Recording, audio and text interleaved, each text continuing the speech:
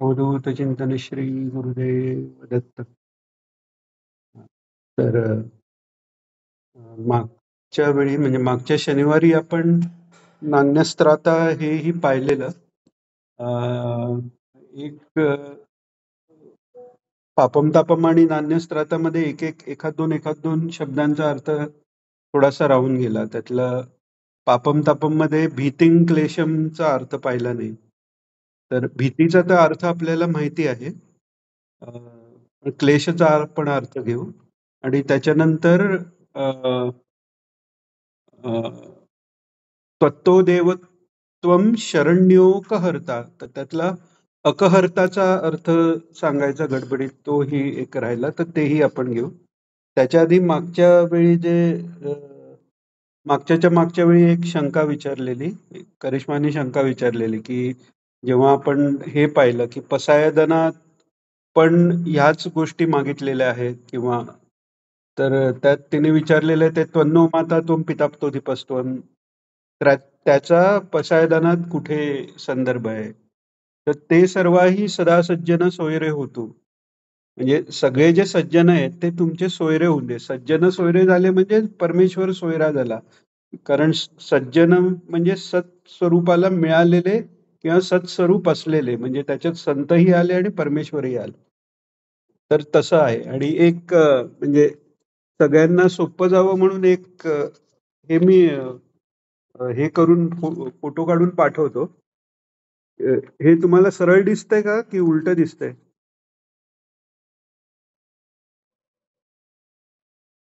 बहुतेक उलट दिसतंय. अच्छा, मला उलट दिसतंय. ठीक आहे. म्हणजे हे मी पाठवतो. तर याच्यात पसायदान आणि घोरात कष्टात ह्याच्यातलं आपण साम्यस्थळ बघत होतो. तर ते एकासमोर एक मुद्दे असे लिहिलेत, म्हणजे ते आपल्याला कायम एक लक्षातही राहील.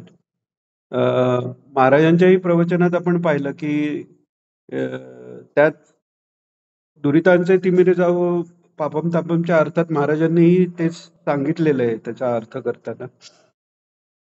तर आता पहिल्यांदा आपण ते भीतिंग क्लेशमवर अ, अ, बोलू आणि मग पुढे शरण्योकहर्ता त्याचा अर्थ घेऊन मग आपण धर्मेप्रीतीम पर्यंत जाऊ. आणि धर्मेप्रीतीमच्या आधी मागच्या वेळी सांगितल्याप्रमाणे अ, बाबांना एक जो अनुभव आला हरेश्वरला, जेव्हा हे धर्मेप्रीतीम प्रवचन पापम तापम आणि धर्मेप्रीतीम ही जे प्रवचनं झाली, तर त्या धर्मेप्रीतीमच्या प्रवचनाच्या आधीचा एक म्हणजे त्याच्याशी संबंधित असा हा प्रसंग आहे.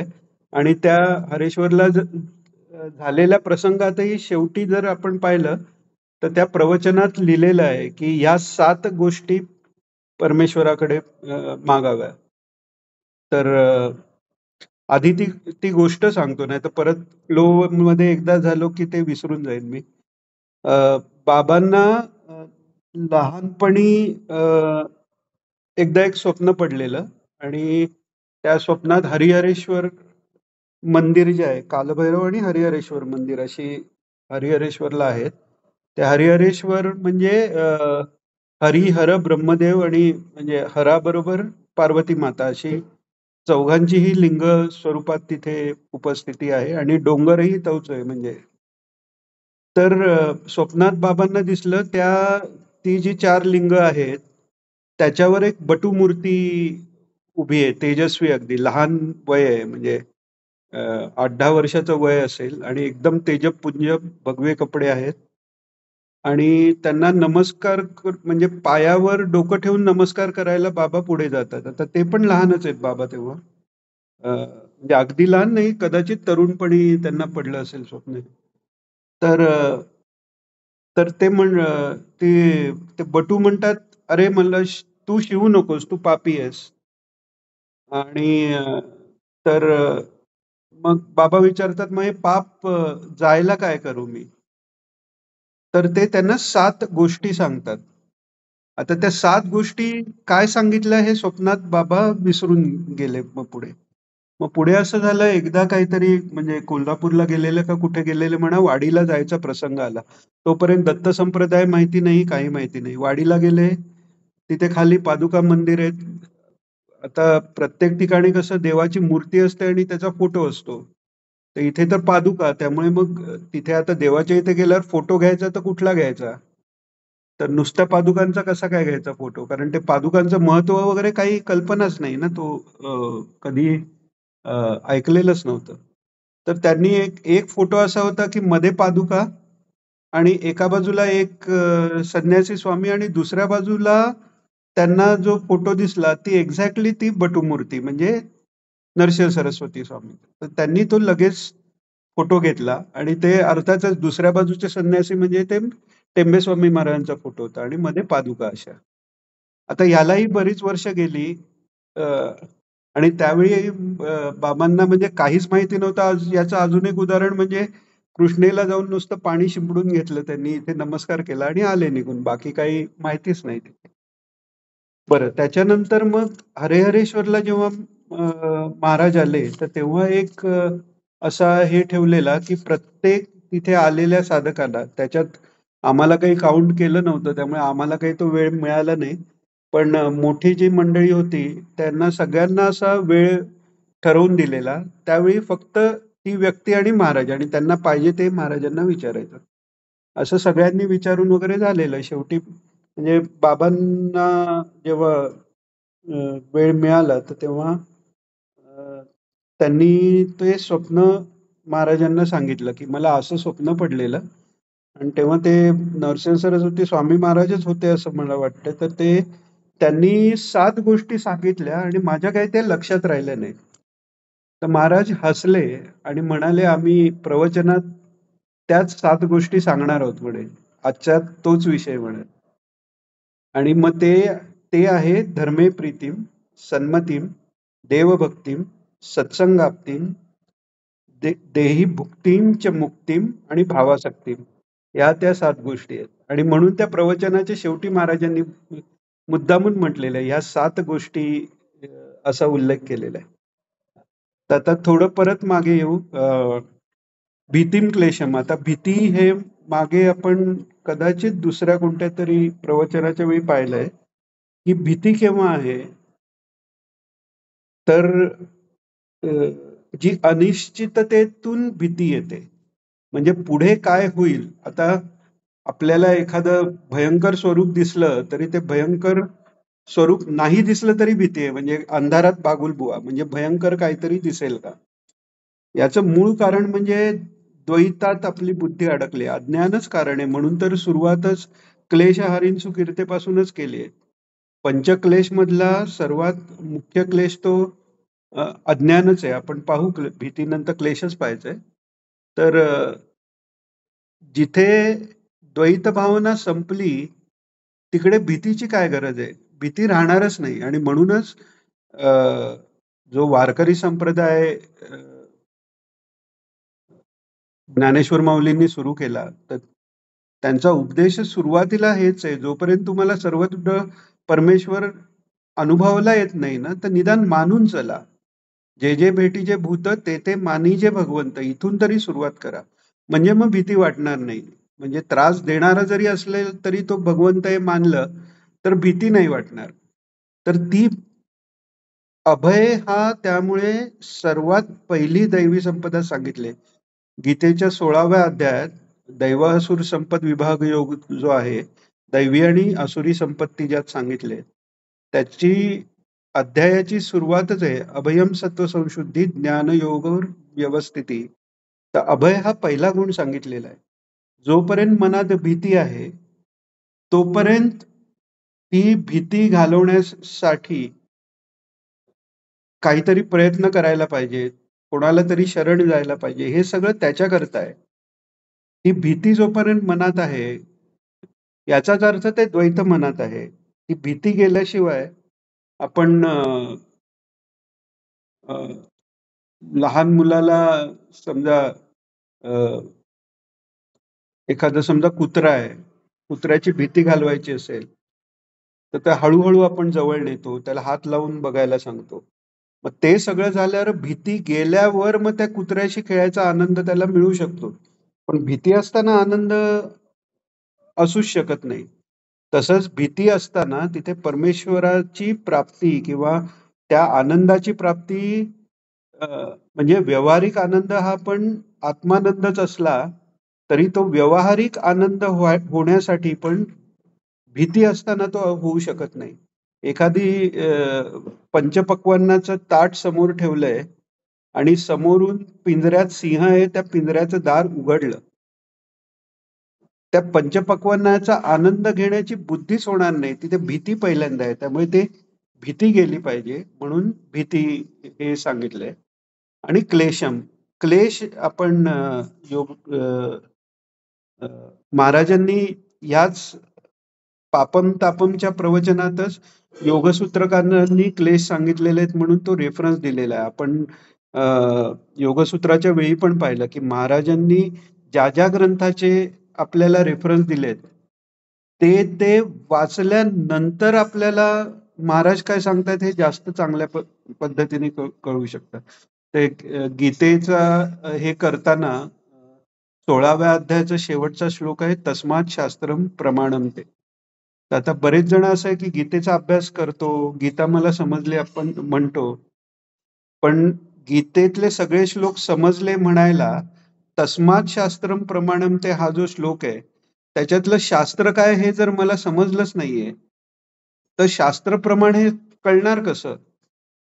तर दैवी संपदा असुरी संपदा ही सांगितली, पण त्याच्याबरोबर जेव्हा आपल्याला व्यवहारात वागण्यात प्रसंग येतात ते काय असे सरळ साधे सोपे नाहीयेत. ते बऱ्याच कॉम्प्लेक्सिटी घेऊन येतात.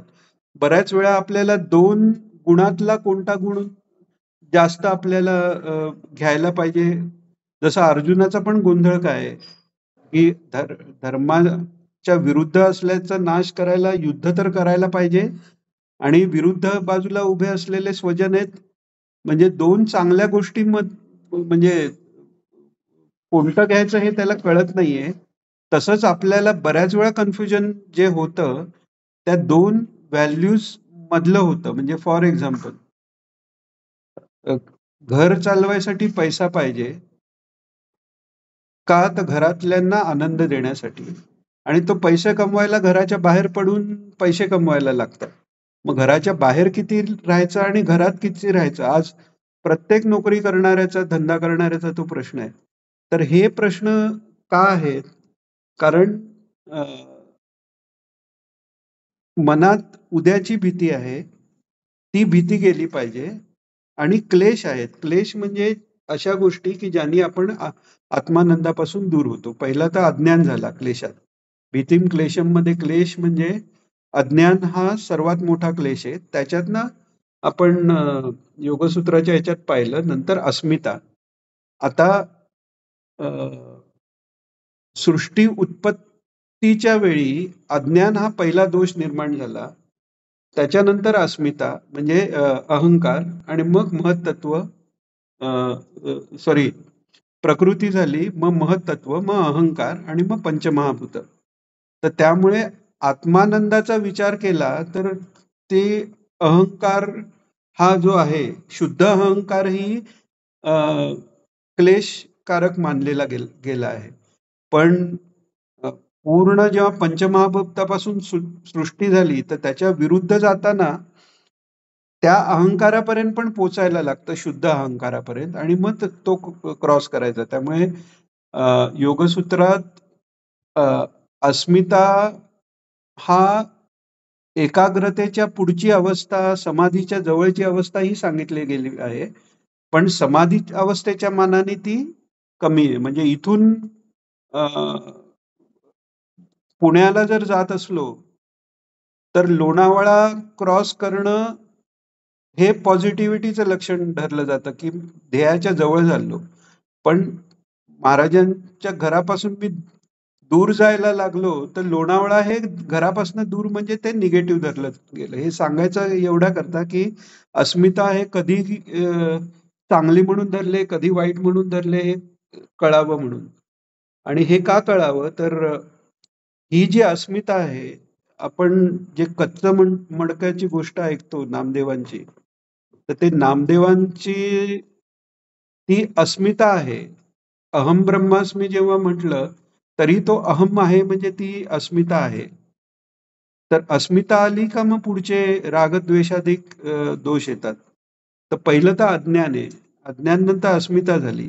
नंतर रागद्वेष झाला आणि अभिनिवेश. अभिनिवेश म्हणजे जिथे आपल्या मी म्हणून ममत्व झालेलं आहे आणि माझं म्हणून ते टिकावं आणि त्याच्यासाठी प्रयत्न हा अभिनिवेश आहे.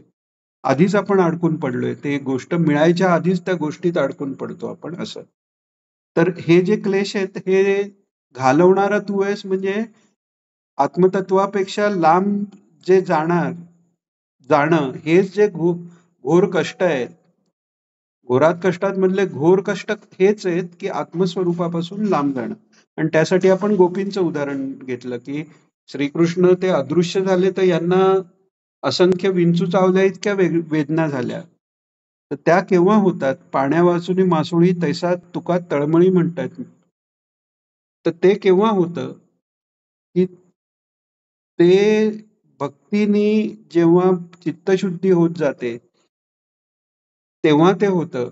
घाण जर पाणी असेल तर त्याच्यात अजून थोडी घाण पडली तर ते काही खराब होत नाही. पण दूध असेल त्याच्यात किंचित जरी घाण पडली तरी ते नासतं. तसं ते चित्तशुद्धी जशी जशी वाढत जाईल तसं तसं सर्वात घोर संकट, सर्वात मोठे क्लेश जे आहेत ते ईश्वरापासून लांब, कृष्णापासून मी लांब आहे ही जाणीवच भयंकर संकट वाटतंय त्या गोपींना. तर असं क्लेश हारीन सुकीर्ती आणि ही तुमची सुकीर्ती आहे. अ, तर हे झालं पापम आपण भीतिम आणि क्लेशमचा अर्थ बघितला. आता नान्यस्त्रातामध्ये जे राहून गेलं ते नान्यस्त्राता नापि दाता न भरता त्वत्तो देवत्वम शरण्योकहर्ता. तर अ, तिथे अकहर्ता म्हटलेलं आहे. आपण अघ शब्द आपल्याला माहितीये. भगवान अर्जुनाला पण मया नघा, अनघा म्हणजे अघ म्हणजे पाप नसलेला असं तू आहेस असं अर्जुनाला म्हणतात. आणि इथे शरण्योकहर्ता म्हणजे अकहर्ता म्हटलेलं आहे. आता अक म्हणजे काय? आता या स्तोत्रामध्ये खूप जवळपास अर्थ असलेले शब्द आलेले आहेत आणि मराठीत तर आपण त्याचा एकच अर्थ घेतो. जसं पापम तापम म्हणजे पापम तापम व्याधी माधीमच्या दैन्यम भीतीम क्लेशम. आता क्लेश ताप म्हटलंय मग क्लेश काय वेगळं हे आपल्याला मराठीत कळत नाही. त्याच्यासाठी आपल्याला संस्कृत त्याचे अर्थ बघायला लागतात. तर अक आणि अघ पण सारखंच वाटतं. पण अघ म्हणजे पाप आहे आणि अकाचं फळ अघ आहे. आता अक म्हणजे काय? तर क हे बीज सरस्वतीचं बीज मानलेलं आहे. म्हणजे ज्ञानाचं बीज हे क अक्षर आहे. याच्यावरनं थोडं विषयांतर होईल, पण याच्यावरनं आपल्याला लक्षात येतं, आपली बाराखडी हे काय नुसतं अल्फाबेट्स नाहीयेत इंग्लिश सारखे. ज्ञानाच्या अभ्यासाची सुरुवात म्हणजे श्री गणेशाय नमः विघ्नहर्ता बुद्धीतले दोष दूर करणाऱ्या गणेशांना नमस्कार करून होते आणि त्याच्या आधी मोंजी बंधन होतं. मोंजी बंधनात गायत्रीचा उपदेश झाल्यावर बुद्धी प्रकाश झाला. नंतर गणेश वंदना करून बुद्धीतली विघ्न दूर झाली आणि मग ज्ञानाच्या अभ्यासाला सुरुवात पहिल्यांदा क बीजापासून होते. तर म्हणून हे क म्हणजे ज्ञानरूप म्हणजे ज्ञान आणि ज्ञानाचा अनुभव हे काही वेगळे नाहीयेत. ज्ञान हेच आनंद रूप आहे. त्यामुळे अक म्हणजे ज्ञानापासून दूर असलेलं जे काही आहे त्याचं हरण करणारा असा तू अकहर्ता. आता त्या अकाचा परिणाम अघात होतो आणि अघाचा परिणाम अकात होतो. म्हणजे काय? अज्ञानाचा परिणाम अ, पाप करण्यात होतो. आपण मागच्या वेळीही पाहिलं पुण्यात्मक पाप, पापात्मक पाप. अहंकारयुक्त पुण्यकर्म ही पापच धरलेली आहेत उपनिषदात. त्याला पुण्यात्मक पाप असं म्हटलेलं आहे. तर ते कशामुळे होतं? तर अज्ञानामुळे.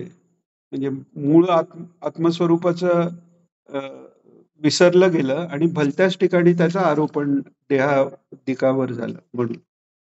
तर असे आपण अकहर्ता आहात म्हणजे अघ जे पाप आहे, पापम तापम हे सगळं मागितलं पण ते पापाचंही मूळ जे अक आहे त्याचंच हरण तुम्ही करणारे आहात हे परत मागितले.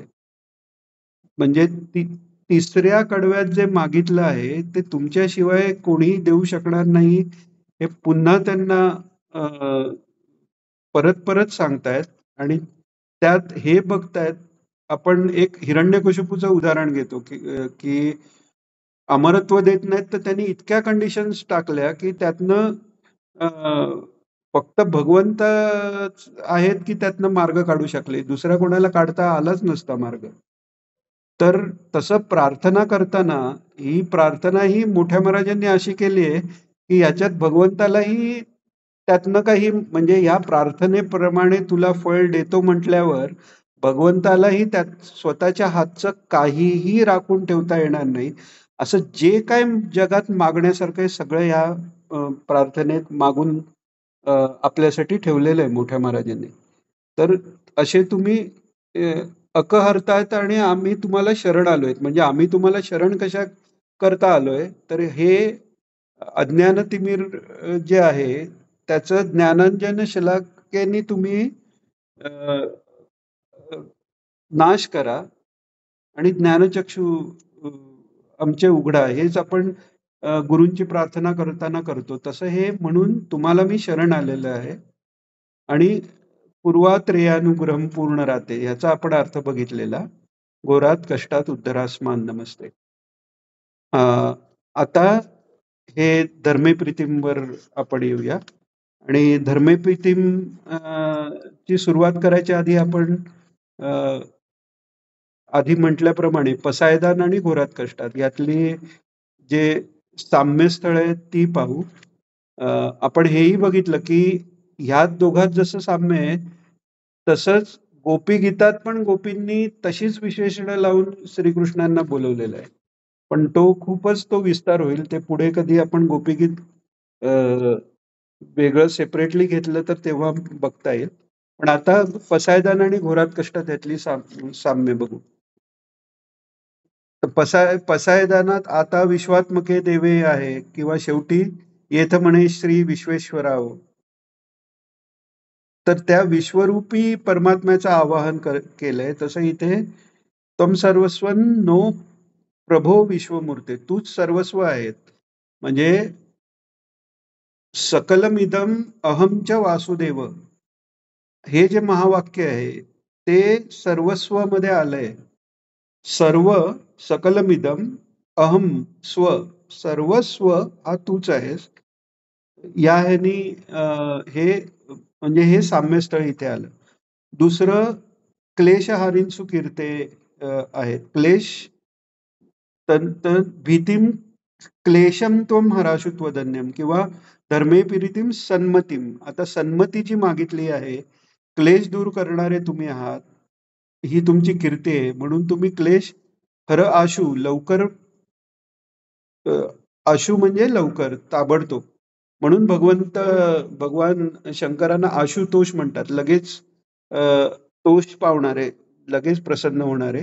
तर हर आशु हे अ, भीती आणि क्लेश अ, लगेच घालवा हे म्हणतायत आणि सन्मती द्या हे मागतायत.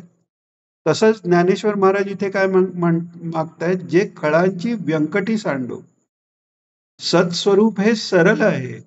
रुजुता ही नुसती वृत्ती नाहीये, ही ते ज्ञानाचं लक्षण आहे. मागे आपण बघितल्याप्रमाणे महाराजांनी 13व्या अध्यायातलं बऱ्याच वेळा हा श्लोकार्ध किंवा हे घेतलेलं आहे की एतत् ज्ञानमिति प्रोक्तम. ज्ञानाची जी लक्ष म्हणजे साधनं सांगितली आहे ती ज्ञानाची नुसती ज्ञानी सत्पुरुषाची नुसती लक्षणच नाहीयेत, तर ते गुण म्हणजेच ज्ञान आहे इतकं सांगतायत भगवान.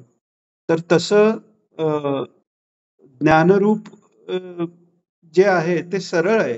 तिथे कुठे वाकडं तिकडं नाहीये. एकसंग सर्वत्र एकसारखं आहे. सम सम त्याचं स्वरूप आहे.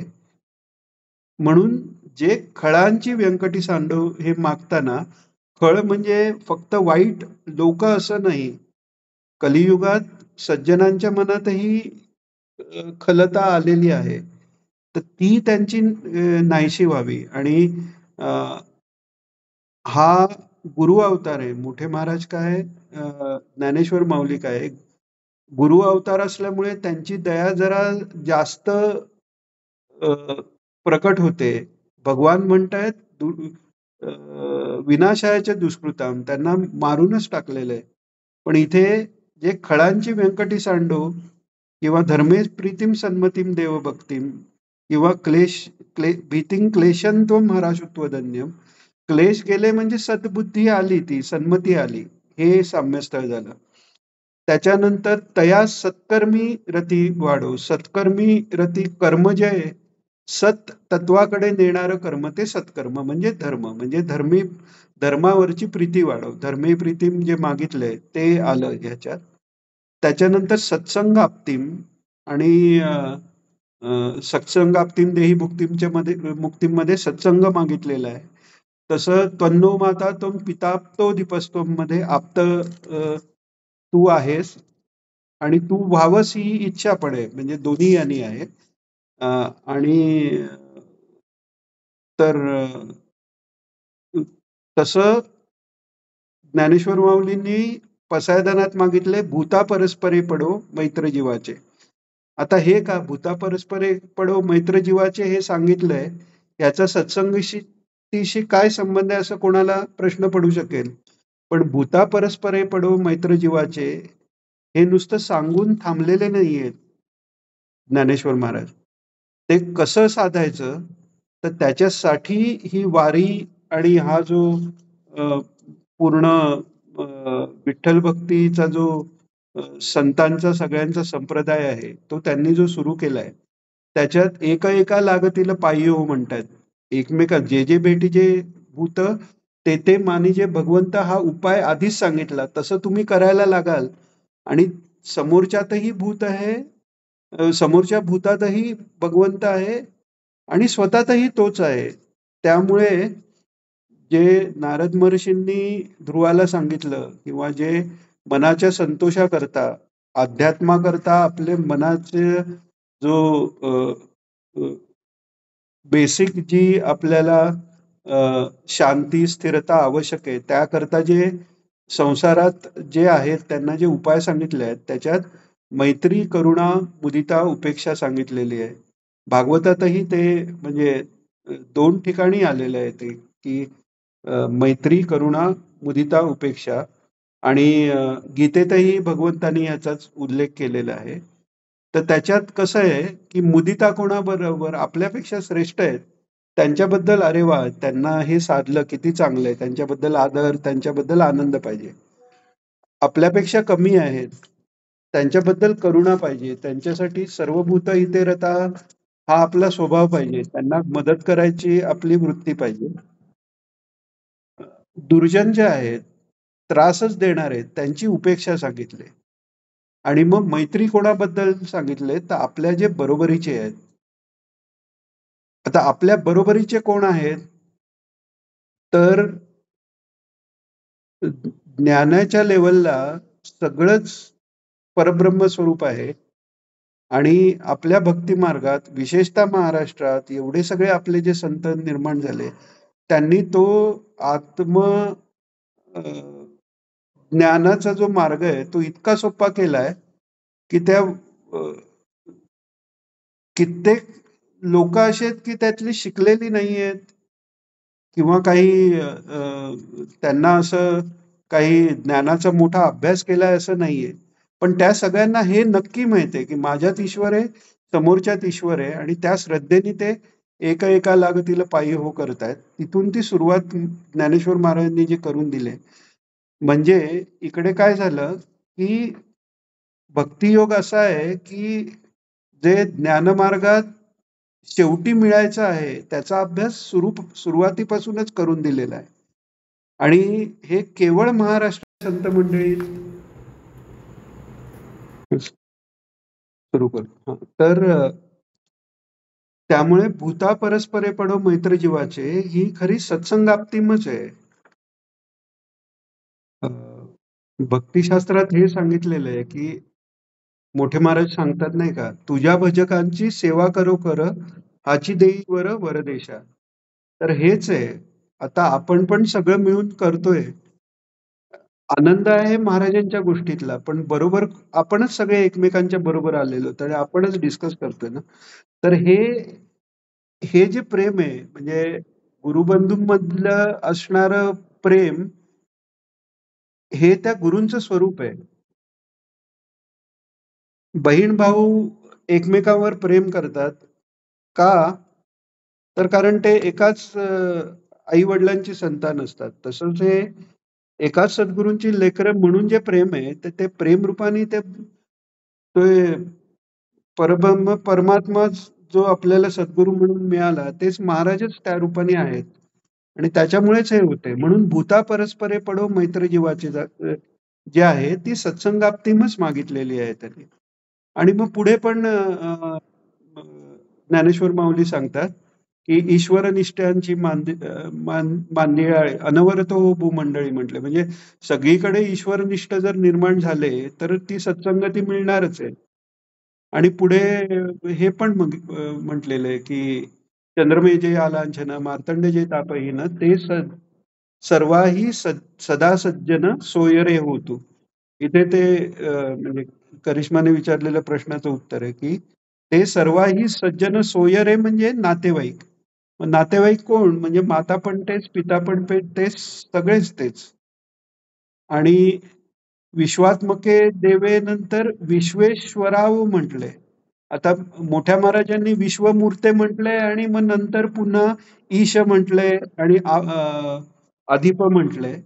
तर विश्वेश्वर, ईश्वर या शब्दाचाच ईक्षणाने जे जो सगळं करतो, म्हणजे त्याच्यात उत्पत्ती, स्थिती, संहार हे सगळं जो करतो, अशा ह्यानी तो सगळ्यांचा मालक आहे ना, सबका मालिक एक जे म्हणतात अ, साईबाबांचं जे वाक्य आहे, ते त्याकरताच आहे. तोच सगळ्यांचा. तर तसं ते विश्वेश्वरावमध्ये त्यांनी म्हटलंय. हां, तर ते सर्वाही सदा सज्जन सोयरे होतू म्हटलंय. त्याच्यानंतर दुरितांचे तिमिर जावो. तिमिर म्हणजे अघ झालं आणि दुरित जी आहे तेच पाप झालं. आणि तिमिर कशा पद्धतीने आहे, तर ते तापानी आहे, ते दैन्यानी आहे. म्हणजे पापम तापम व्याधिमादींच दैन्यम भीतिं क्लेशं तो माराशुत्व दैन्यम. हे दुरितांचे तिमिर जावो याच्यात आलं. आणि दुरितांचे तिमिर जावो नंतर काय मागितलंय, तर विश्वस्वधर्म सूर्य पाहो. इथे पापम तापम नंतर पहिल्यांदा काय मागितले, तर धर्मे प्रीती. आणि धर्मे प्रीतीम सन्मती ही आणि सत्संग, हे सगळं मागितल्यानंतर मोठे महाराज मागतात देही भुक्तीम च मुक्तीम. तसंच ज्ञानेश्वर माऊली म्हणते, विश्वस्वधर्म सूर्य पाहू, जो जे वांछील तो ते लावू. केव्हा? विश्वस्वधर्म सूर्य पाहू. हे त्याच्यानंतरच जो जे वांछील तो ते लाहो लाहो का मागितलंय, ते आपण सरळ धर्मे प्रीतीमचा अर्थ करताना पाहूच. आणि शेवटी भुक्तीमच्या मुक्तीम म्हणजे किंबहुना सर्व सुखी पूर्ण होऊन तिन्ही लोकी भजिजो आदिपुरखी अखंडित. म्हणजे भुक्तींच्या मुक्ती मिळाल्यानंतर संपलं नाहीये. किंबहुना सर्व सुखी म्हणजे सर्व सुख कशात आहे? सर्व सुख म्हणजे मुक्ती आहे. सर्व दुःखाची निवृत्ती आणि अत्यंत आनंदाची प्राप्ती असं उपनिषदात वर्णन केलेलं आहे.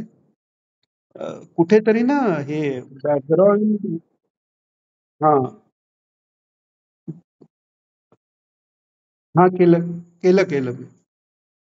तर सर्व दुःखाची निवृत्ती आणि पूर्ण आनंदाची प्राप्ती याला मोक्ष म्हणतात असं उपनिषदात सांगितलंय. हे महाराजांनी अ, अ, ते आंबेकरांच्या गावी झालेल्या प्रवचनात भक्तीवरच्या या सायक्लोस्टाईल मध्येच आहे, त्यात सांगितलेलं आहे. तर हा जो सिक्वेन्स आहे त्याला काहीतरी अर्थ आहे. आणि मग भुक्तींच्या मुक्तीम नंतर भावासक्ती म्हणून किंबहुना सर्व सुखी पूर्ण होऊनी तिन्ही रोखी भजिजो आदिपुरुखी अखंडित. अखंडित भजन, अखंडित भक्ती हीच भावासक्ती आहे. आणि ती भावासक्ती काय? आता जे आपण म्हणतो ना, की जेव्हा परत परत वाचतो तेव्हा अधिक अर्थ कळतो. आता ही महाराजांची ही घोरात कष्टातवरचे प्रवचन इतक्या वेळा वाचलेलं आहे. आता आपण बुधवारी जेव्हा वाचत होतो, तेव्हा पहिल्यांदा माझ्या लक्षात आलं, की त्यांनी भावासक्तींसाठी गुरुचरित्रातला 40वा अध्याय यात हे आलंय म्हणून सांगितले. इतक्या वर्षात ते म्हणजे क्लिकच नव्हतं झालं. त्या दिवशी मग तो 40वा अध्याय पाहिला. तर 40वा अध्यायात काय आहे? ते आपण ह्याच्यावर भावासक्ती हां. कुष्ठ झालेला ब्राह्मण आणि भिल्लाचा आहे. त्याच्यावर आपण हे धर्मेप्रीतिम सिरियली आता आपण फक्त हे साम्य बघत होतो. त्यामुळे आत्ता नको बघूया. ते भावासक्तीला आपण येऊ, तेव्हा ते बघू. आता हे आपण परत-परत का सांगतो? महाराज छोटासा असं ते एक पिल्लू सोडून देतात. जसं ब्रह्मसूत्र भाष्य आहे किंवा योगसूत्र बघितलं आपण थोडंसं. सुरुवात बघितली त्याचं इंट्रोडक्शन. तर एवढूशा सूत्रात मोठा अर्थ असतो. तसं महाराज प्रवचन करताना आहे तेवढ्या वेळात सगळं तुम्हाला द्यायचंय. तेव्हा त्याचे कुठेतरी क्लू सोडून देतात, की ज्याला खरंच समजून घ्यायचंय तो तिथपर्यंत आज ना उद्या म्हणजे त्याची जिज्ञासा किती आहे आणि त्याची चित्तशुद्धी किती आहे. हे दोन्हीचं कॉम्बिनेशन जमल्यावर ते त्याच्यापर्यंत पोहोचणार. आयदर त्याला सुचेल किंवा दुसऱ्याला सुचेल आणि ह्याच्याकरताच सगळे मिळून आपण जे चिंतन करतो ते ह्याच्याकरता, की प्रत्येकाची बुद्धी प्रत्येक वेळी अ, अ, शांत आणि ती ग्रहण करणारी असेल असं नाही. त्यामुळे ए एकाची असेल तर त्यांनी दुसऱ्याला सांगावं याच्याकरताच आपण सगळे मिळून ही चर्चा करतो. तर तसं आहे ते. म्हणजे पुन्हा-पुन्हा पण झालं पाहिजे आणि सगळ्यांनी मिळून झालं पाहिजे. तर हे आता आपण साम्यस्थळं बघितली. आता आपण धर्मे प्रीतिम पासून सुरुवात करू. आता हे सांगताना अ, हे कसं आहे, हे सगळं एक सायकल आहे. म्हणजे पाप जाण्याकरता प्रार्थना केली किंवा हे केलं. ह्यात एक एक खूप महत्वाचा एक मुद्दा आपण मागच्या वेळी तो थोडासा टच केला, की ही नुसती प्रार्थना नाहीये. हा पूर्ण साधन मार्ग मोठ्या महाराजांनी या स्तोत्रात आलेला आहे. माणसाचा साधनेला सुरुवात झाली. पहिल्यांदा तो माझी दुःख दूर करा, मला अजून काहीतरी हे करा. मग त्या ह्यानी मग थोडंसं धर्म करायला शिकतो. ही सगळी दुःख जावी म्हणून का होईना धर्म केला पाहिजे. सगळी दुःख आपण म्हणजे कधी-कधी म्हणतो, की काय जालन्याला सगळे जातात ते स्वतःचेच प्रॉब्लेम घेऊन जातात किंवा अजून मिळावं म्हणून जातात. पण ते पण भक्तीच आहे. ती पण धर्मे प्रीतिम सन्मतीम ह्याला ती सुरुवात आहे. कारण ते करून ती पापं गेली पाहिजेत आणि विषयाची जी इच्छा आहे ती गेली पाहिजे. तर हा जो मार्ग सांगितलेला आहे, पापं घालवायची आहेत तर धर्म प्रीतिम सन्मतीम देवभक्ती हे सगळं पाहिजे. आणि धर्मे प्रीतिम सन्मतीम देवभक्ती हे होण्यासाठी पापं गेली पाहिजेत. तर त्यामुळे हे सायकल आहे. ह्याच्यावर ते अवलंबून आहे, त्याच्यावर हे अवलंबून आहे. म्हणून सगळंच मागितलेलं आहे मोठ्या महाराजांनी आणि त्या सिक्वेन्समध्ये मागितलेलं आहे. म्हणजे एक पूर्ण अघोर कष्टात अडकलेला जीव. गुरुचरित्राचंही तुम्ही पाहिलंत, तर गुरुचरित्रात पण भक्ती, ज्ञान, उपासना तिन्ही सांगितलेले आहेत. तो दुःखात अडकलेला नामधारकापासून सुरुवात झाली आणि तिथपासून शेवटी तो पूर्णत्वाला पोहोचेपर्यंतचा जो प्रवास आहे, तो या घोरात कष्टात पण आहे. श्रीपाद श्री वल्लभ नावाने सुरुवात झाली आहे इथे. आता आपण श्रीपाद श्री वल्लभ डायरेक्ट नाव आहे त्यामुळे ते श्रीपाद श्री वल्लभांचं नाव आहे असा अर्थ करत बसलो नाही. पण तोही एक अर्थ आहे, की श्रीपाद श्री वल्लभ नावानीच सुरुवात का केली? कारण आपल्याकरता ईश्वर अवतार घेतो, पण इथे उदाहरण असं आहे, की एक अवतार घेऊन त्या अवताराचाही परत अवतार घेत राहिलेत दत्तप्रभू. म्हणजे भगवान अ, विष्णू दत्ताचा अवतार घेऊन थांबले नाहीत. त्या अवताराचाही परत अवतार, परत अवतार घेऊन परत येतायत ते आपल्याकरता. 14 अवतार सांगितलेत खरं तर दत्तात्रयांचे. तर अ, तर हा प्रवास कळला पाहिजे म्हणजे आपल्याला कसं पुढे जायचंय. पहिल्यांदा काय केलं पाहिजे? आपली पापं पहिली गेली पाहिजेत. ते पापं कशाने जातील? तर पापं जायला अ, अ, एकतर आपली नित्य नैमित्तिक कर्म आहेत, कर्मयोग जो झाला आणि अ, गीतेत सांगितल्याप्रमाणे यज्ञदान, तपस हे 3 सांगितले. अ, यज्ञदानं, तपश्चैव पावनानां मनीषिणां. म्हणजे जो मनीषी, जो अ, बुद्धिमान जो आहे, त्याला यज्ञ, दान आणि तपानी तो पावन होतो. पावन होतो म्हणजे पाप दूर होतात, अघ दूर होतात, तम दूर होतं. पण त्याच्यात यज्ञ म्हणजे काय? तर त्या यज्ञातलाही श्रेष्ठ यज्ञ यज्ञानाम जपयज्ञोस्मी भगवान सांगतायत. तो जपयज्ञ श्रेष्ठ आहे. आणि बाकी सगळेही यज्ञ, म्हणजे असं नाही की जपयज्ञ करतोय म्हणून बाकी यज्ञ करायचे नाहीत असं नाहीये.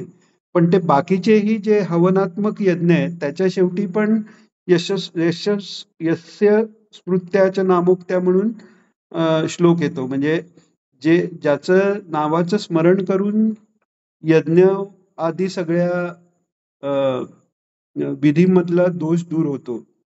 किंवा अ, अ, संध्येत जो प्रार्थना येते, प्रमाणात कुर्वन्तां कर्म प्रचवेत वरेश्वर स्मरणादेव तद्विष्णू संपूर्ण स्यात् इति स्मृती. जे काही कर्म करताना प्रमाद झालेत, ते दोष झालेत, ते जाण्यासाठी विष्णू स्मरण, म्हणजे तिथेही स्मरण, नामस्मरण हेच येतं. तर हे यज्ञ झालं. त्याच्यानंतर अ, दान आणि तप. तप संतापे आणि तप आलोचने असं महाराजांनी सांगितलं. म्हणजे शरीराला कष्ट देऊन शरीराची आसक्ती दूर करणं, हे तप आहे. आणि तप आलोचने म्हणजे ईश्वराचं चिंतन करणं, म्हणजे तिथेही स्मरण आलं. आणि दान सांगितलेलं आहे. दान म्हणजे इदम न मम. आपण क्लेश जे आहेत त्या क्लेशांचं रूपांतर षड्रिपूत होतो. ते षड्रिपू घालवण्याकरता एक एक उपाय आहेत. म्हणजे फॉर एक्झाम्पल लोभ आहे. लोभ ती वस्तू मिळून जात नाही. अ, लोभो लाभेन वर्धते म्हणून सांगितलेलं आहे. महाराज प्रवचनात सांगतात, की लोभो लाभेन वर्धते. म्हणजे एखादी गोष्ट, पैसा मिळाला, ₹1,00,000 पगार मिळाला, की 2,00,000 मिळावासा वाटतो. 2 मिळाला, की 4,00,000 मिळावासा वाटतो. मग तो जाईल कसा? की जे मम, मम, मम, मम म्हणून जो अभ्यास झालेला आहे, हे पण ज्ञानेश्वर माऊलींचं महाराज ओवी बऱ्याच वेळा सांगतात, की आधी कर्तृत्वाचा मधू आणि कर्मफलाचा आस्वादू या दोहोही नाव बंधू कर्माचाही. कर्माचा बंध कशामुळे निर्माण होतो? तर कर्तृत्वाचा मद, म्हणजे मी केलं म्हणजे अहंकार झालं. आणि कर्मफलाचा आस्वादू म्हणजे हे मी मिळवलेलं आहे ह्याचा मी आस्वाद देणं, म्हणजे मम आलं. म्हणजे अहम आणि मम या दोन्हीच्या मुळे बंध जो येतो तो घालवायचा आहे.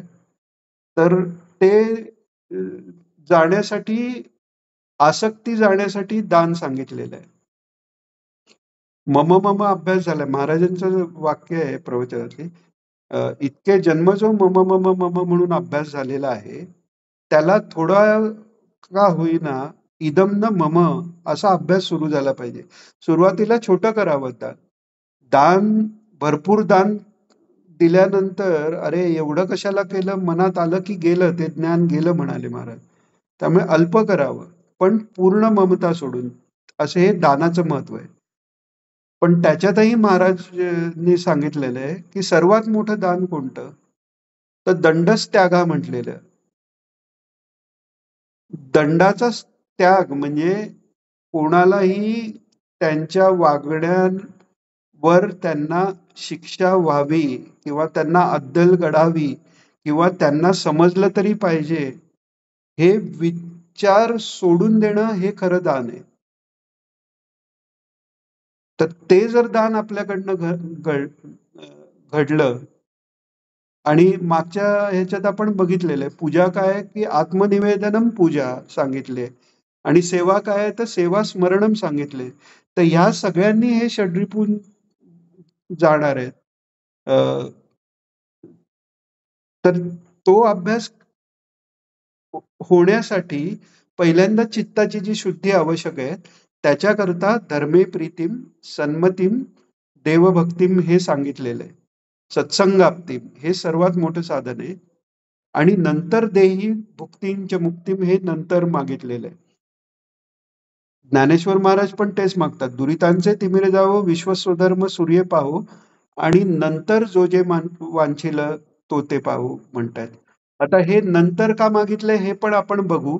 पण त्याच्या आधी आपण विवेक चूडामणीतला रेफरन्स महाराजांनी अ, जे विवेक चूडामणीचं महाराजांचा आनंद लहरी आहे त्याच्यात आलेलं आहे. महाराजांनी सांगितलेलं की दुर्लभत्रयमेव एतत् देवानुग्रह हेतुकम मनुष्यत्वम मुमुक्षुत्वम महापुरुष संश्रयः.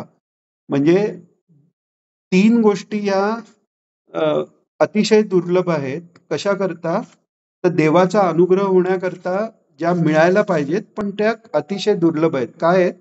तर मनुष्यत्व, मुमुक्षत्व आणि महापुरुष संश्रय. मनुष्यत्व काय आहे? मनुष्यत्व हे मनुष्य हा शब्दच मनूपासून झालेला आहे. मनूची संतानं जे मनुष्यत्व आणि मग तो मनुराजा कसा होता? भागवतात आपण उदाहरण पाहतो. तो मनुराजा ते सगळे जीव राहावेत म्हणून त्या बोटीत असं नाही की फक्त आपल्या बायकोला घेऊन बसलाय बोटीत. प्राण्यांना, झाडांची बीजं, प्राणी म्हणजे क्रूर प्राण्यांनाही असा तो सर्वभूत हिते रता मनुराजा आहे. त्याच्यासारखं जर आपण वागलं तर आपण खरे मनुष्य. तर ते मनुष्यत्व सर्वभूत हिते रतः हा अर्ध श्लोक आपण मागच्या वेळी पण बघितलं. या आध्यात्मिक ग्रंथात किंवा जे अ, अ, कोणतेही स्टँडर्ड ग्रंथ आहेत किंवा उपदेश आहेत, त्याच्यात द्विरुक्ती हा दोष मानलेला आहे. हीच गोष्ट परत जर म्हटली गेली तर आपण बोलताना पण बोलतो ना, काय हे परत परत तेच काय सांगतोस. पण परत ते सांगताना अजून काहीतरी कळत असेल तर तो दोष मानला गेलेला नाहीये. पण गीतेत तेच पुन्हा सांगण्यासाठी पण भगवंतांनी सर्वभूत हिते रतः एवढा जो 1/4 श्लोक म्हणू आपण, हाच फक्त गीतेत पूर्ण रिपीट झालेला आहे. तर ते मनुष्यत्व आहे. मुमुक्षुत्वम, मुमुक्षू म्हणजे मोक्षाची इच्छा. हे सगळं दुःखातनं या घोर संकट, पहिल्यांदा तर घोर संकट वाटायला पाहिजे आपल्याला हे आणि मग त्यातनं दूर करा ही प्रार्थना करायला पाहिजे. आणि क्लेश म्हणजे राग जो आहे, क्लेशात आपण राग आणि द्वेष हे क्लेश आहेत. आपल्याला हे पाहिजे, ते पाहिजे आणि दुःख नको, सुख पाहिजे, हे रागद्वेषच आहेत. आपण जेव्हा परमेश्वराकडे जाऊन सुख मागतो, दुःख दूर करा मागतो, तेव्हा आपण रागद्वेषच मागतोय. रागद्वेषातच आहोत आपण. म्हणून सुरुवातच ते क्लेशहारींसु कीर्तनी शेवटी मला तिथे पोचायचंय. आत्ता माझा फोकस करण्यापुरतं थोडंसं बाजूला करा. म्हणजे देवाकडे मागायचंय. मागच्या वेळी आपण पाहिलं. ते का मागायचंय? तर तिथलं लक्ष कमी होऊन देवाकडे लक्ष लागावं म्हणून मागायचंय. सुमती मातेचं उदाहरण आहे. आपण मला वाटतं ते आपण बुधवारच्या ह्याच्यात पाहिलं. ते रेकॉर्ड झालं नसेल. आपण इथे पुन्हा घेऊ ते. म्हणजे पुढे आपल्याला परत ऐकताना उपयोगी पडेल, की श्रीपाद श्रीवल्लभांची माता, सुमती माता ते जेव्हा चालले घर सोडून, तेव्हा म्हणाली, "मी तू गेलास, तुम्ही जाल." आता हे दत्तात्रय तर हे कळलेलं आहे तिला. पूर्वजन्मीचं स्मरण घडवून दिलं त्याने. पण म्हणाले, "तुम्ही गेलात तर माझं हे लुळा आणि पंगू मुलांमध्येच माझं लक्ष राहील. म्हणून त्यांना बरं करा म्हणावं. माझ्या पोरांसाठी जीव जातोय म्हणून बरं करा. जीव जातोय, पण तो जीव त्यांच्यात अडकल्यामुळे तुमचं स्मरण होत नाही म्हणून ते दूर करा. त्यामुळे जे मागणं आहे ते एवढ्याकरता मागणं आहे. आणि ते केव्हा मागितलेलं आहे त्यालाही अर्थ आहे. आपण ईश्वराकडे काय मागावं त्याच्यात भुक्ती मागावी. बाकी सगळ्या स्तोत्रात हे स्तोत्र अ, आवडायचं कारण लहानपणापासून कारण त्याच्यात भुक्ती पण मागितलेली आहे. म्हणजे अगदी म्हणजे हां, सुट्टी पाहिजे असलं तरी घोरात कष्टात करा. एवढी ती भुक्ती मागितलेली आहे. अर्थात ती सुट्टी म्हणजे याला औरवाडसाठी किंवा जालन्यासाठी सुट्टी म्हणजे खूप लागायच्या ना, तर ते सुट्टी मागायला जाताना घोरात कष्टात पडून जायचं असं. तर हा विनोदाचा भाग झाला. पण अ, इथे आता तो सिक्वेन्स महत्वाचा आहे तो. ज्ञानेश्वरी माऊली पण पहिल्यांदा काय सांगतायत, "दुरितांचे तिमिर जाऊ." म्हणजे मनातलं पाप गेलं, बरोबर? म्हणजे वासना गेल्या. पापाचं फळ वासना आहेत. दुर्वासना गेल्या. दुर्वासना कोणत्या? तर काम, क्रोध, मद, मोह, मत्सर या षड्रिपूंमुळे आलेल्या वासना त्या सगळ्या गेल्या. क्लेशामुळे आलेल्या वासना त्या गेल्या. विश्वस्वधर्म सूर्य पाहो.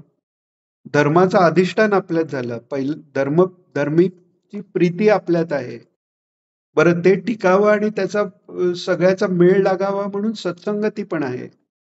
आणि त्या सत्संगतीचं महत्व पण महाराजांनी त्या विवेक चूडामणीमध्ये जे सांगितलंय, ते आपण बघत होतो, की दुर्लभत्रयमेव एतत् अनुग्रह हेतुकम म्हणजे देवाचा अनुग्रह होण्यासाठी मनुष्यत्व, मुमुक्षत्व, महापुरुष संश्रय हे पाहिजे. पण त्याच्याबरोबर महाराजांनी दुसराही सांगितलाय अर्थ. जसं वीतराग विषयाचे 2 अर्थ सांगितलेत. हेच एक विशेष आहे महाराजांच्या प्रवचनातलं, की जनरली सगळीकडे अर्थ आपण Googleवर मिळतात आणि काही-काही ठिकाणी म्हणजे बाकी पण आपण ऐकतो. पण हे जे गूढ अर्थ महाराजांच्या प्रवचनातनं मिळतात, ते तिथेच मिळतात.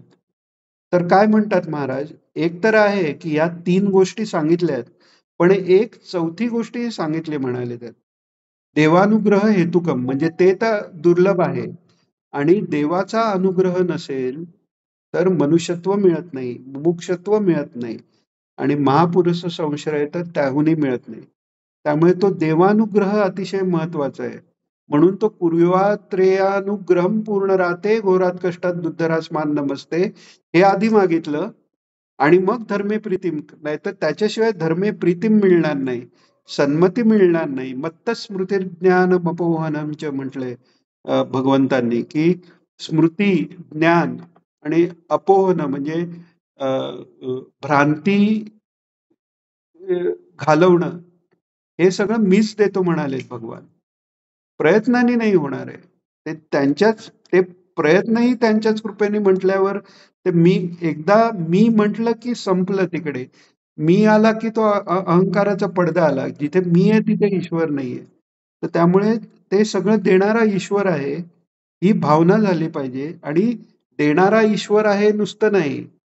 देणारा ईश्वरच आहे. त्याच्याशिवाय कोणी नाही. तुमच्याशिवाय कोणी नाही मला. आपण ते एक उदाहरण बघितलं, की प्रल्हादाला आपण एकच रूप का पकडावं त्याचं आपण मागच्या वेळी बघितलं, की प्रल्हादाला वडिलांचा विरोध करून जे मिळालं, जे पुंडलिकाला वडिलांसाठी भगवंताला विटेवर उभं केलंय. म्हणजे केवढा अपमान तरी केवढा करायचा. बसायला पण नाही दिलंय. राहायचं तर राहा विटेवर उभं. पण त्यालाही तेच फळ मिळालंय. याचं कारण अनन्य झालेलं आहे. हे सगळे जे उदाहरणं आहेत, ते अनन्य आहेत. कोणत्यातरी एका रूपावर अनन्य भक्ती आहे. तर तसं अनन्यता पहिल्यांदा ती आपण मागच्या ह्याच्यात बघितलं, की परमेश्वराला नान्यस्त्राता म्हणताना ते खरंच नान्यस्त्राता आपल्याला मनापासून वाटून म्हणायला पाहिजे आपल्याला. तर त्या भूमिकेत गेल्यानंतर ही धर्मप्रीती मिळणार आहे. मग सन्मती मिळणार आहे. मग भक्तीची सुरुवात झाली, की मग म्हणजे धर्मे प्रीतीम सन्मतीम देवभक्तीम झाली, की देवाचा अनुग्रह झाल्यावर मग सत्संगती मिळणार आहे. आणि मग एवढं सगळी सत्संगती मिळाल्यानंतर ती सन्मती मिळालेली आहे, सत्संगती आहे. तेवढं झाल्यानंतर मग भुक्तीसाठी काय मागणार तर? ते मग संत महात्मे मागतात तेवढं. ते म्हणजे राहायला अ, हे काहीतरी ते आहे ना तरुतळी वास आणि करतळी भिक्षा एवढंच मागतात. भुक्ती मागितली आहे तर ती एवढीच मागतात. ते ध्येय पाहिजे. पण ठीक आहे आत्ता वाटतंय ना तर ते द्विसासरीच्या सुरुवातीला महाराजांनी सांगितलं तसं. त्यांना मागितलं तर त्यातले दोषही ते घालवतात. पण धर्मे प्रीतीम सन्मतीम देवभक्तीम आणि सत्संगाप्तीम हे मिळाल्यावर ते मागणं जे आहे ते त्या विषयभोगातलं माझी इच्छा जावी म्हणून मागणं आहे किंवा ते पूर्ण न झाल्यावर माझं तिथे लक्ष जातंय किंवा त्यांनी दुःख होतंय, तुमच्याकडचं लक्ष कमी होतंय, क्लेश होतायत. क्लेश म्हणजे तुमच्यापासून लक्ष दूर जाणं म्हणून मागायचंय आणि म्हणूनच दुरितांचे तिमिर जावो, विश्वस्वधर्म सूर्य पाहू नंतर जो जे नाहीतर लोक ऑब्जेक्शन घेतात ना, काय ज्ञानेश्वर महाराजांनी अशी काय प्रार्थना केली? आता तो दारुड्या म्हणेल मला दारू पाहिजे म्हणजे त्याला काय दारू देणार का ते? अरे दारुड्याला जो जे वांछिल तो ते साहू नाही. विश्वस्वधर्म सूर्य पाहू म्हणजे सगळ्यांना सगळे धर्माधिष्ठित झाल्यानंतर मग त्यांना पाहिजे ते मिळावं. मग ते पाहिजे ते काय मागणार आहेत? खरं मुक्तीच मागणार आहेत. पण अगदीच काही दोष राहिलेत किंवा आपला कलियुगात जन्म आहे. त्यामुळे कलियुगाच्या दोषामुळे सत्पुरुषांच्या सत्पुरुषांच्या नाही, पण सज्जन जे आपण जनरली अर्थ बघतो, की जे अध्यात्माला थोडेफार लागलेले आहेत. अजून मुमुक्षुता पूर्ण नाहीये. त्यांना मुमुक्ष अवस्थेपर्यंत जाईपर्यंत दुःख दूर तर व्हायला पाहिजेत ना आणि हा म्हणजे गोविंदगिरीजींनी पण त्यांच्या दत्तपुराणाच्या ह्याच्यात सांगितलेलं आहे, की हा आपला दत्त संप्रदायच असा आहे, की त्याच्यात सांगितलंय मागायचं तर मागा. व्यवस्थितपणे मागा, फक्त त्याच्याकडे मागा. आणि ते काय मागा? पूर्वी एकदा महाराजांना मी विचारलं, की व्यावहारिक प्रयत्न किती करावे? तर ते म्हणाले, की अजून मिळावंसं वाटतंय ना, तोपर्यंत करावे म्हणाले. मात्र हे पाहावं, ते करताना कोणावर अन्याय तर होत नाही ना, एवढं पाहावं म्हणाले. आणि त्या ह्याच्यात तिथे सूरज होता ऐकायला. त्याला पूर्वी त्यांनी पण महाराजांना तो प्रश्न विचारला, महाराजांनी उत्तर दिलं नव्हतं. तर ह्यावेळी त्याला ते उत्तर मिळाल्यावर त्यांनी एक सांगितलं, यात अजून एक ॲस्पेक्ट आहे, की सर्वावर अन्याय होऊ नये म्हणजे स्वतःवरही अन्याय होऊ नये. स्वतःवर अन्याय काय? की आपला अध्यात्म बाजूला राहतोय. म्हणजे कुटुंबासाठी मी करतो ही निस्वार्थी भावना वाटली, तरी त्याच्यात स्वतःवरही अन्याय नाही होता कामा. कुटुंबावरही अन्याय नाही होता कामा. आपले कॉम्पिटिटर कोण वाटायलाच हे नाही. कोणावरही अन्याय नाही व्हायला पाहिजे. तर तशा ह्यानी जे मागणं आहे आणि सात्विक गोष्टीसाठी. सात्विक जे भोगांची इच्छा आहे. म्हणजे कशी इच्छा? मला असे इतके पैसे मिळावेत, की मला अ, दर महिन्याला भागवत सप्ताह करता येईल किंवा मला हे मंदिर बांधता येईल किंवा मला हे गुरूंच्या हे कार्यासाठी मला हे करता येईल. ह्या ज्या सात्विक इच्छा आहेत, या सात्विक इच्छांसाठी मागायचंय. राजस आणि तामस इच्छांचा नाश यज्ञदान तपानी करायचा. स्वाध्याय आपण मागे पण पाहिलं. स्वाध्याय, संतोष आणि ईश्वर प्रणिधान या 3 गोष्टींनी करायचं आहे. सात्विक राजस गोष्टी मागायच्याच नाहीयेत. आपलं राजस तामस गोष्टी या मागायच्याच नाहीयेत. सात्विक गोष्टी मागायच्या आहेत. महाराजांना अजून एकदा मी विचारलेलं, की निष्काम कर्म कसं करायचं? काय झालेलं, मी आणि अमित गेलेलो पुण्याला आणि अ, खाली काही दिवस हॉलमध्येच बसत होते वासुदेव निवासला महाराज. म्हणजे काही थोडाच दिवस आणि तेव्हा ते त्या म्हाताऱ्या अशा बाई नाही का त्या काहीतरी म्हणजे ज्ञानपर काहीतरी ते वाचायच्या आणि एक दोघी मी आत्ता त्यांचं नाव विसरलो. तर त्या दिवशी नेमके ते आले नव्हते. दर्शनालाही कोणी लोकं नव्हते, रिकामे होते. म्हटलं हा चांगला चान्स आहे. काहीतरी आपण महाराजांना विचारू. म्हटलं महाराज निष्काम कर्म कसं करायचं? हे कदाचित रिपिटेशन होईल. पण ते असं पाहिलं त्यांनी माझ्याकडे म्हणजे काय विचारतोय हा? करतोय काय आणि विचारतोय मोठ्या गोष्टी. तर तेव्हा ते म्हणाले, "अहो ती फार पुढची अवस्था आहे" म्हणे. "पण तोपर्यंत होईल तेवढं काया वाचा मनाने सात्विक कर्म करावं." सात्विक कर्माचा उत्कर्ष झाल्यावर रजतमाचा नाश होतो आणि मग तो सात्विक, शुद्ध सात्विकला जाऊ शकतो. मगाशी आपण नामदेवांचं उदाहरण घेता राहिलं. कारण एका गोष्टीत बरेच ॲस्पेक्ट्स आहेत. त्यामुळे एक ॲस्पेक्टनी पुढे गेल्यावर दुसरा परत मागे जाऊन घ्यायला लागतो, की सहज बोलून जातो आपण कच्चं मडकं. पण ते त्यांची ती अ, संप्रज्ञात समाधीपर्यंत किंवा सविकल्प समाधीपर्यंत ते पोहोचलेलेच. सगुण साक्षात्कार झालेला आहे. पण तो अस्मिता राहिलेली आहे. अहम कुठेतरी शिल्लक राहिलेला.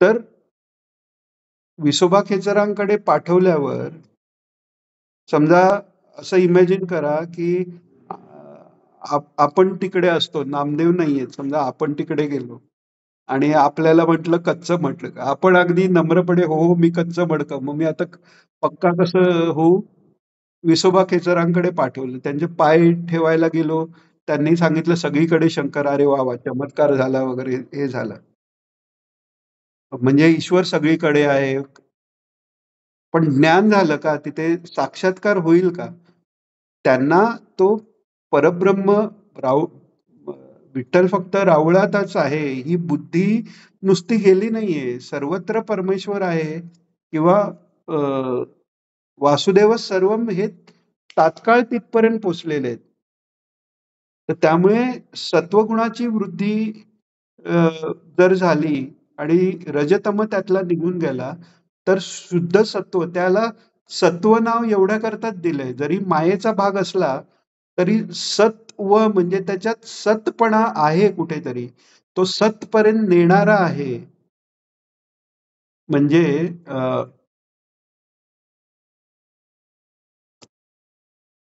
आपल्याला समजा विमानाने कुठेतरी जायचंय तर त्या विमान तळापर्यंत जायला आपण विमानाने नाही जात ना त्या गाडीने जातो आपण किंवा काही काही ह्याच्यात कसं आहे की ब्रेक जर्नी असेल याला दुबईला तसं आहे दोन वेगवेगळे एअरपोर्ट आहेत तर कधी कधी काही ज्या जर्नी आहेत त्याच्यात मध्ये एक स्टॉप असताना त्या एका एअरपोर्टवरनं दुसऱ्या एअरपोर्टमध्ये शटल असते तर आता ती शटल म्हणजे काही एरोप्लेन नाहीये पण ती त्या त्या एअरपोर्टचाच भाग म्हणजे त्या एअरपोर्टच्या तिकिटातच तो येतो म्हणजे त्या तत्वाच्या तसाच जवळ असलेला जो गुण आहे सच्च्या म्हणजे सच्चिदानंदाच्या म्हणूनच त्याला सत्व नाव दिलंय म्हणजे त्याचा जर उत्कर्ष झाला त्यामुळे मागायचं तर सात्विकच मागायचं माझ्याकडनं पारायण होऊन देत हे अ, जे संतोष कुठे नसावा म्हणजे ब्राह्मणाला असं म्हणजे संतोष हा ब्राह्मणाचा गुण सांगितलाय पण तो ज्ञानाच्या बाबतीत नाही उपासनेच्या बाबतीत नाही भक्तीच्या बाबतीत नाही आपल्याला होतं काय महाराज म्हणाले नाही का ज्ञानाचंच वैराग्य आलंय व्यवहारात आपण संतोष न मानता अगदी प्रयत्न करत बसतो पण रोजचं जे गोष्टी होत नाही तेव्हा महाराजांच्या मनात असेल तर होईल त्यांच्याशिवाय तेच म्हणालेत ना मत्त स्मृती ज्ञान आपोनमच्या कारण किंवा दुर्लभत्रयमेव तर त्यांचा अनुग्रह झाल्यावर होईल उपासना असं नाहीये ते त्यांचा अनुग्रह झाल्यावर उपासना नाही तिकडे प्रयत्न पाहिजेत आणि व्यवहारात असं पाहिजे की त्यांना वाटलं तर देतील तर हे आपल्याला हळूहळू म्हणजे निदान शाब्दिक जरी आपण परत परत केलं तर पुढे कधीतरी ते ऐकून ऐकून तेच विचार राहून राहून ते बळकट होऊ शकते तर म्हणून भुक्तीम जी मागितलेली आहे ती भुक्ती ही सात्विक भोग मागितलेले राजस तामस नाहीये त्याच्यात केवळ सात्विक भोग मागितलेले आहेत पण तरी पण महाराजांची दया अशी आहे की सात्विक युक्त राजस जरी असेल तरी ते तुम्ही मागा किंवा जे त्रास आहे किंवा तमोगुणाचं आणि रजोगुणाचं ऑलरेडी जे फळ मिळत आहे महाराजांनी ह्याच्यात गोरात कष्टाच्या प्रवचनातच म्हणालेले आहेत की एका जनार्दनी भोग प्रारब्धाचा हरिकृपे त्याचा नाश आहे तर तसा तो कृपेने त्यांचा नाश झाला तर तो का मागायचा आहे माझे ताप दूर व्हावे का मागायचे मला बरं वाटायला शरीराला बरं वाटायला मनाला बरं वाटायला नाही मागायचे ते तन मन धन सगळं तुझ्याकडे लागावं याच्याकरता ते मागायचे म्हणून भुक्ती अगदी शेवटी मागितलेली आहे धर्म अर्थ काम आणि मोक्ष चार पुरुषार्थांची नावं देतानाही अशा सिक्वेन्सने दिलेत आपलं थोडंसंच राहिलंय त्यामुळे हे बंद झालं तरी आपण परत जॉईन करून एक 5 मिनिटात धर्मेप्रीतीम संपेल मग आपण हे शेवटचं हे ते पुढच्या वेळी घेऊ आणि मग म्हणजे पुढच्या एका सेशनमध्ये पूर्ण होईल आपलं स्तोत्र. हां, तर काय सांगत होतो मला थोडं लिंक गेली. हां? हां. मुक्तीमच्या मुक्तीम मागितले आणि आता मग भावासक्तीम मागतायत. आता अ, भावासक्तीम हे अ, भक्तीचीच व्याख्या करताना नारदीय भक्तिसूत्रात अ, हां? नंतरची देते. जनरली त्याला ज्ञानोत्तर भक्ती म्हणतात. पण महाराज म्हणतात समकाल भक्ती, समवेत भक्ती.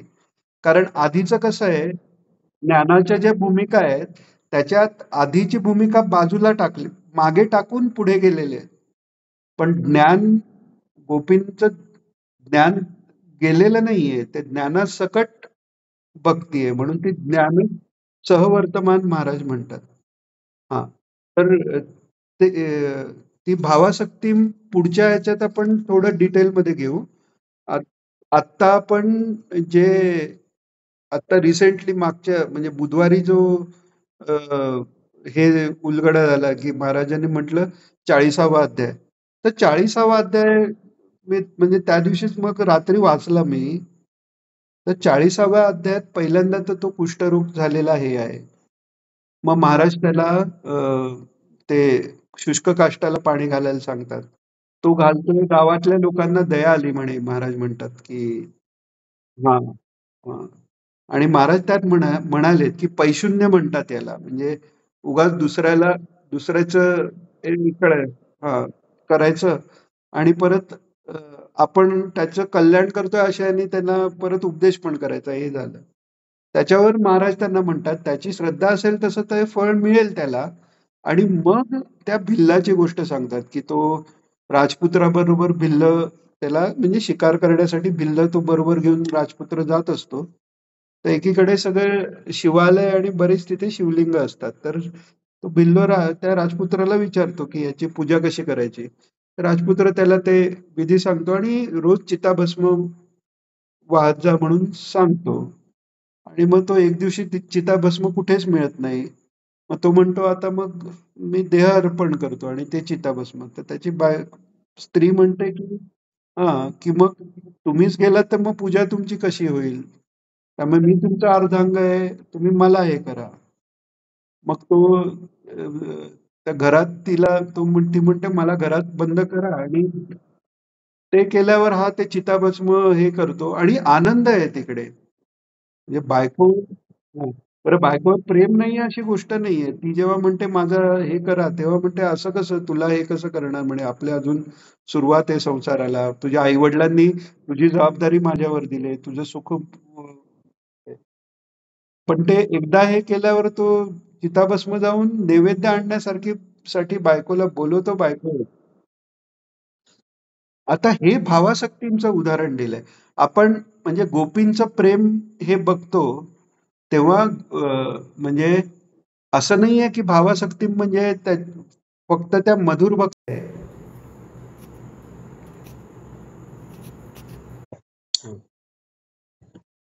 हां, म्हणजे भावासक्तीचं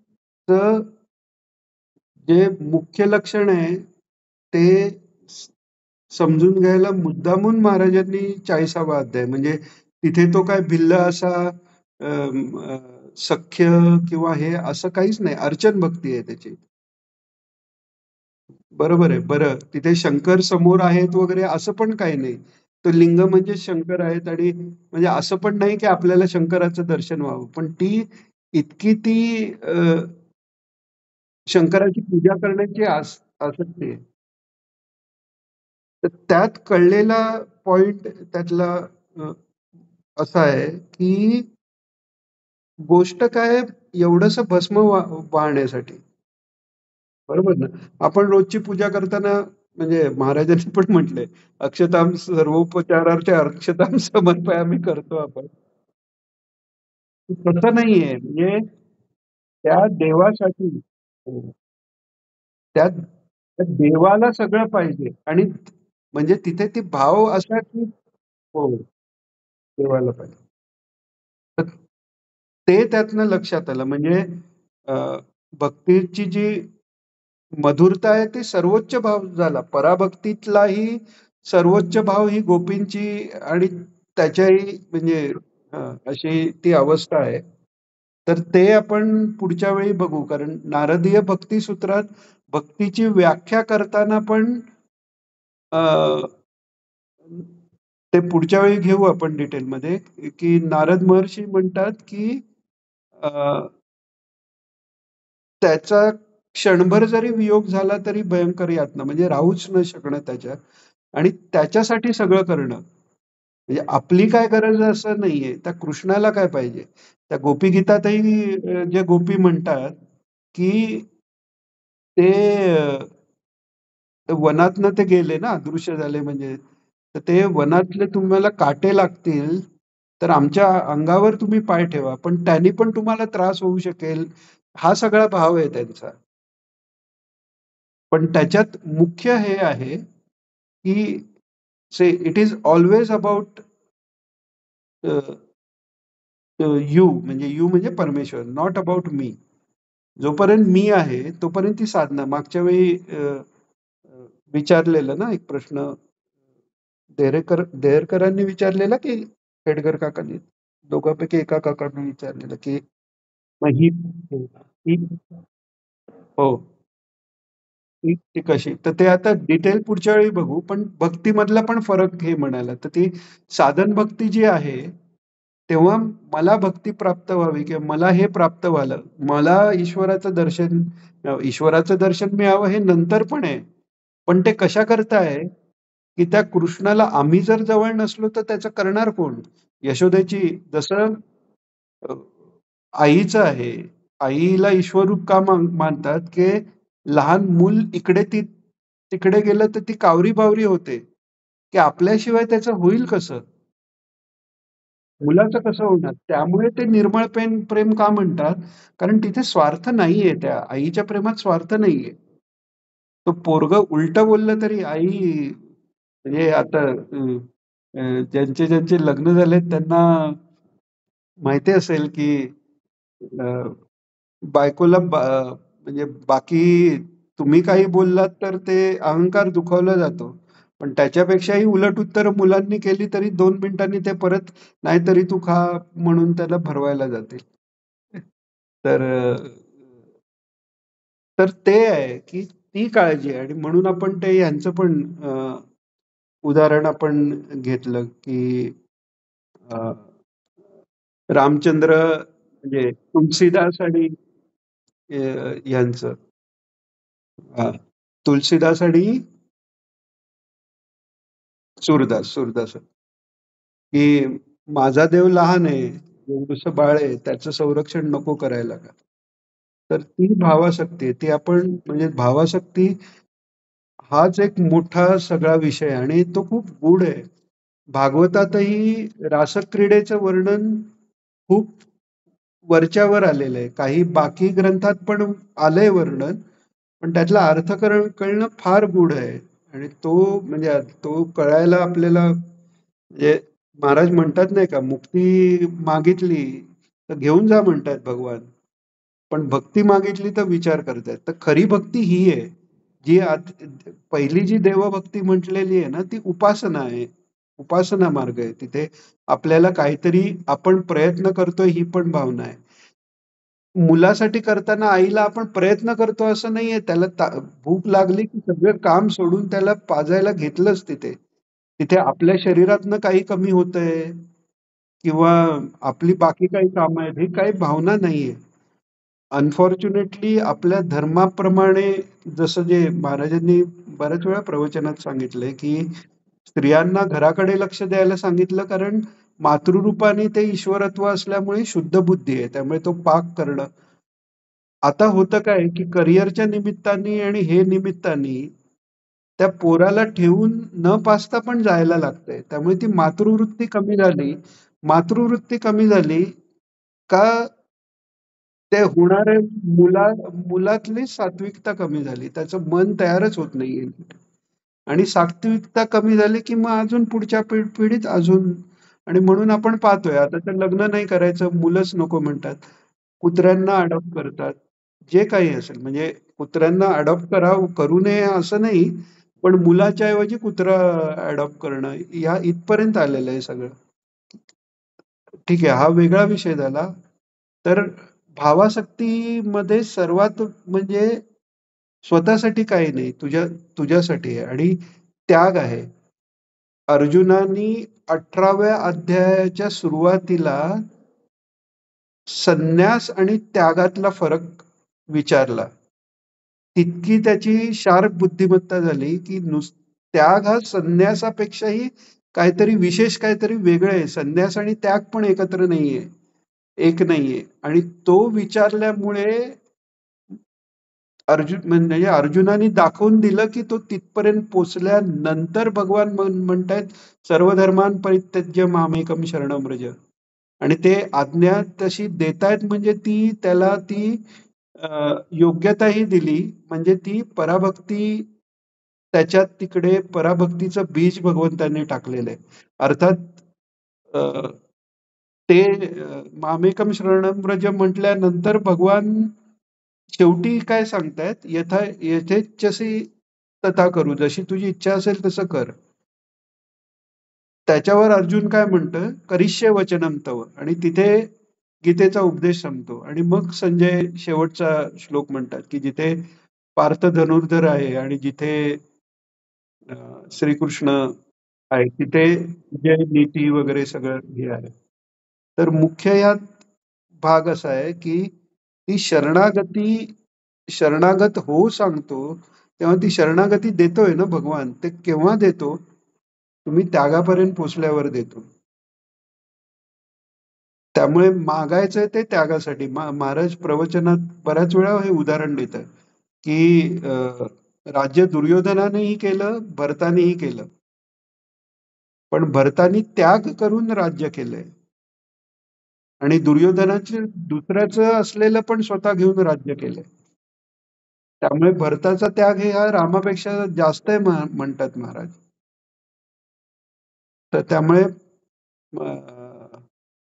पराभक्ती म्हणजे असं नाहीये, की म्हणजे महाराजांनी भागवतात एके ठिकाणी म्हटलेलं आहे, की वसुदेव देवकीची ते पुत्र मारले जातात ना कंसाकडनं. तर त्यावेळी महाराज म्हणाले, भगवंताचं प्रेम करणं, भगवंत पुत्र म्हणून येणं, ही काही साधी गोष्ट नाही.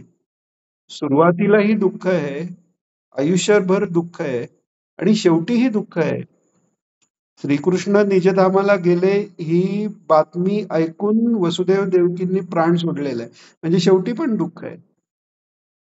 ती दुःख घ्यायची तयारी आहे का आपली? आणि दुसरीकडे कुंती आहे ती मागते. त्यामुळे यत्र योगेश्वर कृष्णमध्ये कृष्णाचं विशेषण काय म्हटलंय तर ते योगेश्वर आहेत. म्हणजे योगी जे आहेत म्हणजे योगीश्वर आणि योगेश्वर या योगेश्वर म्हणजे सर्वात वरचे झाले. तर कृष्णांचं हे योगेश्वर म्हटलेलं आहे. आता अर्जुनाचं ठेवलेलं नाव अर्जुन आहे. पण त्याचं विशेषण धनुर्धर म्हटलेलं आहे. धनुर्धर म्हणजे जे सांगतो तो करायला सज्ज आहे. ईश्वर जे सांगेल ते मी करायला सज्ज आहे. अशा ह्याने तो धनुर्धर. पण पार्थ म्हटलेलं आहे. का म्हटलेलं आहे? कारण पृथा जी कुंती तिचा तो मुलगा आहे. तो का रेफरन्स आहे? कारण कुंती काय मागते? विपदः सन्तु मे शश्वता म्हणतात कुंती. म्हणजे आम्हाला सतत तू विपदेत ठेव, कारण विपदेत तुझं स्मरण पण होतं आणि आमच्या काळजीने तू भेटायलाही येतोस. तर त्यामुळे गोपींचाही जो विरह आहे, ते जे दुःख आहे, ते दुःख या संसारिक जे अगदी राजाचा ब्रह्मदेवाचा जरी आनंद म्हटला, त्याच्यापेक्षाही जास्त त्या विरहात सुख आहे त्यांना. ते कळायला आपल्याला निदान म्हणजे असं पण काहीतरी असतं एवढं समजलं तरी कुठेतरी कधीतरी त्यांच्या कृपेने काहीतरी होईल आपलं. त्याच्याकरताच आपल्याला महाराजांचं वाचायचंय सतत. तर आपण भावासक्ती हा मुद्दामून सेपरेट पुढच्या वेळेस करता घेऊ आणि मग फलश्रुती घेऊ. चालेल. कोणाला काही पैशून्य म्हणजे निंदा दुसऱ्याबद्दल त्याच्या याला त्याला सांगणं म्हणजे याचे अवगुण त्याला सांगणं त्याचे हे पैशून्य.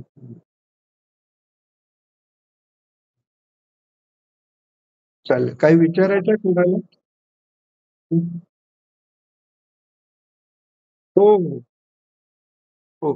कसं आहे, की यात अर्थात एक खुलासा करणं आवश्यक आहे, की व्यवहारात आपण धर्माप्रमाणे जेव्हा चालत असतो, तेव्हा आजूबाजूला जो अधर्म चाललेला असतो, तर त्याचा प्रतिकार करायला त्या अधार्मिक लोकांनी काय केलं आणि ते आपण कसं टाळायला पाहिजे, हे समविचारांच्या म्हणजे धर्माच्या बाजूने उभा असलेल्या लोकांच्या चर्चा करणं, म्हणजे त्या रँडला कसं मारावं किंवा तो कसा अन्यायी आहे, हे पैशून्य नाहीये.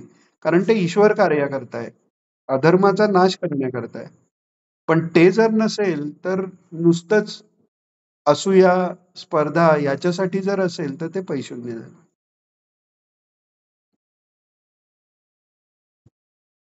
चालेल. अजून कोणाला काही विचारायचंय?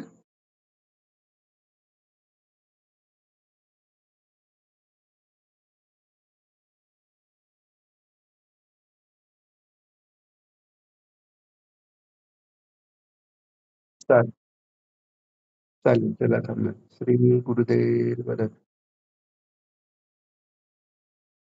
काय? बरं, बरं. हो,